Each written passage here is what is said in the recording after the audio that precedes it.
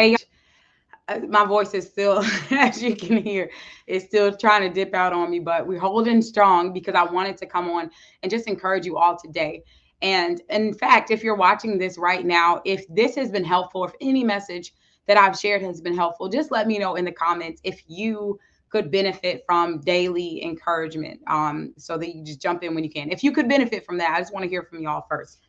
So let's jump into today's message. I want to talk about the one thing that keeps so many people from hitting the level of success that God has called them to, the level of success that they truly have access to, but they haven't tapped into. And I want to talk about this because I know that I'm called to powerhouse women, high achievers, those of you who are not okay with just sitting idle through your life. So that's what I'm speaking to today. If you want to read along with me, I'm going to be reading from Psalm 1. I like to just add the word to what I'm speaking. I like to just stand on that foundation. So if you want to read along with me, you can.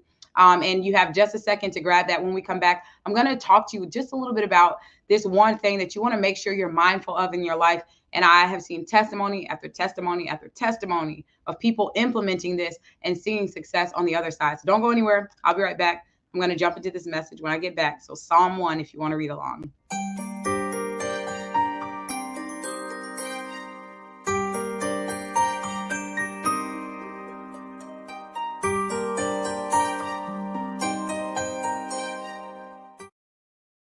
All right, so that was enough time. You should have it. So, Psalm 1, and this is such a good message to me because it's one that I read just a lot. And the reason why I read it a lot, I'll tell you this experience that I had. It was helping a friend. She was doing this Teen Fashion Academy, and I was behind the camera. I'm like helping, I'm taking pictures, and I was the one on the behind the scenes. Like I'm here, I got your back, but I'm behind the scenes. And I will never forget this woman that I did not know came up to me and she was just prophesying, like, you're going to be on the other side of that camera. Some of you may have heard this story before. And she was so right. I ended up being offered the opportunity to host a show like less than a month, I think, after she told me that. But another thing that she said that day was to start reading Psalm 1. She told me every day, she was like, when you get up, I'm encouraging you to read Psalm 1. She probably didn't say, I'm encouraging you. That's my catchphrase. I'm encouraging you. But she did tell me to read Psalm 1. And so we're going to read it because the word, the thing that I believe that can keep so many of us from a place of success and where God has called us to is accountability. Accountability. But there's a different spin to it. And that's what I want to talk about briefly. So Psalm 1 says, blessed is the man who walks not in the counsel of the ungodly, nor stands in the path of sinners, nor sits in the seat of scoffers, but his delight is in the law of the Lord. And in his law, he meditates day and night. I really don't have to look down. I've read it so many times. He'll be like a tree planted by the rivers of water that will bear fruit in its season. And whatever he does will prosper. I'm going to stop there because the main thing that I wanted you to understand about Psalm 1 and about accountability is that it's so important who we're listening to, who we're lining up with, who's speaking into our lives, who's keeping us accountable. And it talks about being like that tree planted by the rivers of water that will bear fruit in its season. One of my favorite places to sit is literally by the water. And there is this tree near the place that I love to sit. And that tree is popping all year long. It doesn't matter if it's been snowing. It doesn't matter if it's summertime, if it's winter, if it's fall. That tree, more often than not, when I sit in front of it, is popping. Like the tree is flourishing, it's thriving. It's like that is one of the most thriving trees I've ever seen all year round, as it's literally planted in rivers of water. And that's what I believe God has for all of us. But there are a few things that can knock us out of that place of alignment. And one of them is just taking counsel from any and every one.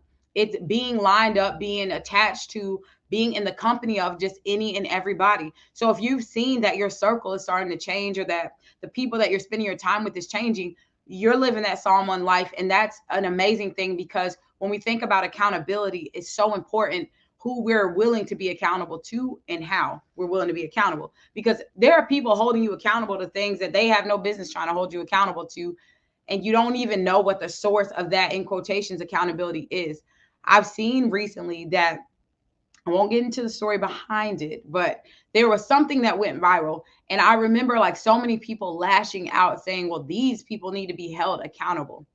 And as I was thinking about it, it just reminds me of how hilarious it is that we can look at other people. And this is also about sitting in that seat of judgment and being a scoffer and being in a place where you're always criticizing others, because we can be so determined to keep other people accountable, but we don't hold that same standard for ourselves.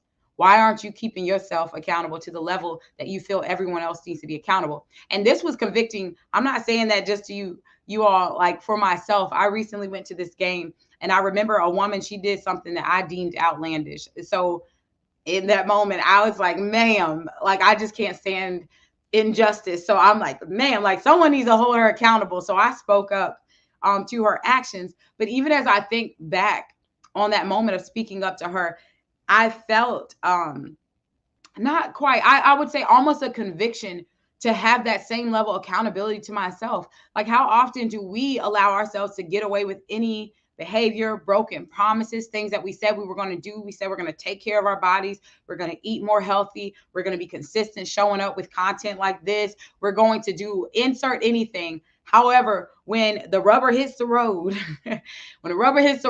we aren't keeping ourselves accountable. So when you hear accountability, I encourage you to just think about what that really looks like. Who are you letting speak into your life? Who's in your circle? And also, are you breaking promises to yourself? One of the best ways that I heard self-esteem put was how we keep promises to ourselves. If you want to build your self-esteem, make promises to yourself and keep them. And that's when we start seeing that self-trust. That's when we show up in a bigger way, in a better way. And truly, that's where we start to see success in many ways in our lives. And that's literally what Psalm 1 talked about. Like, be mindful of who you are attached to, who you're speaking to, who's speaking into your life, and how you're showing up for yourself. So I just wanted to share that word of encouragement today with you all about accountability. And more important than who's speaking into your life, today I want you to think about, how are you holding yourself accountable? What promises are you keeping to yourself today? And if you don't have any promises, start making promises to yourself so you can experience what it looks like to build that confidence, to build that assurance, to build that esteem by lining up with those promises. And most importantly, as I'm always telling you all, Matthew 6:33, seek God, seek first the kingdom of God and his righteousness, and all that you have need of. If you're looking for true success, all that you have need of will be added to you.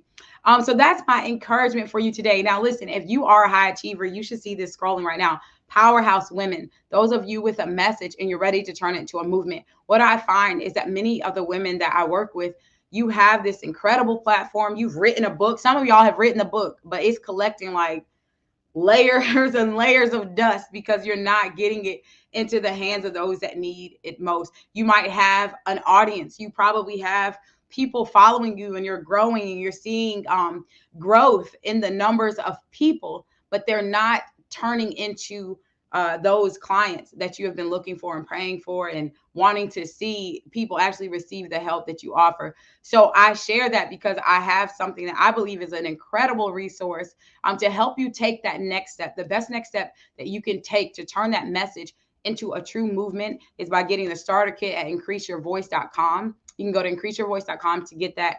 And it just has tools to help you get fully booked in speaking, in media, and just honing in on your message. So I'm excited about that, but I'm going to wrap this message. And it also will give you access to the Amplify Her group. And that's where I love to go in. I get live, I roll up my sleeves and do teachings and trainings to help you up level to that next phase that you know you're called to. So that's it. I will see you all in the next video. If there's a topic that you have a question around or something that you would love to hear me talk about, you can comment, drop me a message, and then I don't know, I might choose your topic for the next video. I'll see you all soon. Take care.